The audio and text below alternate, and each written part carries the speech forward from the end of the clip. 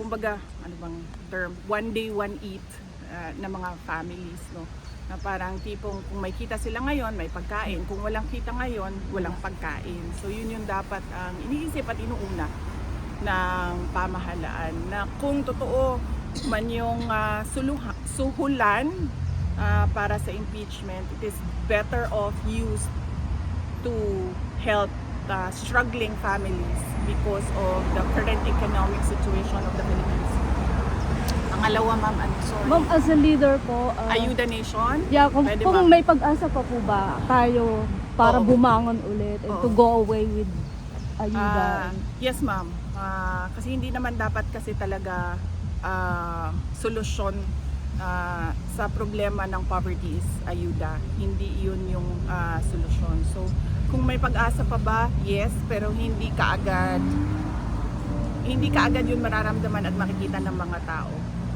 So ma'am, ano pong masasabi niyo or mensahe niyo po sa mga taong nawawalan na po ng pag-asa and sobrang pagod na sila sa pakikipaglaban sa buhay? Nakikiisa ako sa kanila sa Guran. pagkapaguran dahil sa kawalan ng direksyon ng gobyerno natin.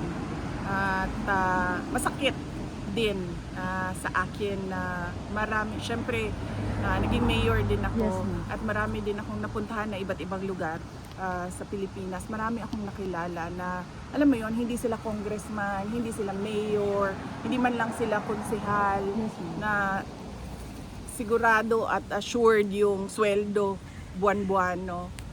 Na nakakaawa dahil yun nga, minsan hindi nila alam kung may darating na pera o wala, may pambili ng pagkain o wala. Yun kasi talaga yung pinaka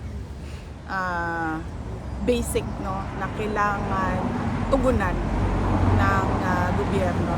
Yung capacity o yung oportunidad ng mga tao na magkaroon ng pera, pambili ng pagkain, pang-aaral sa kanilang mga anak. At syempre, bahay, kuryente,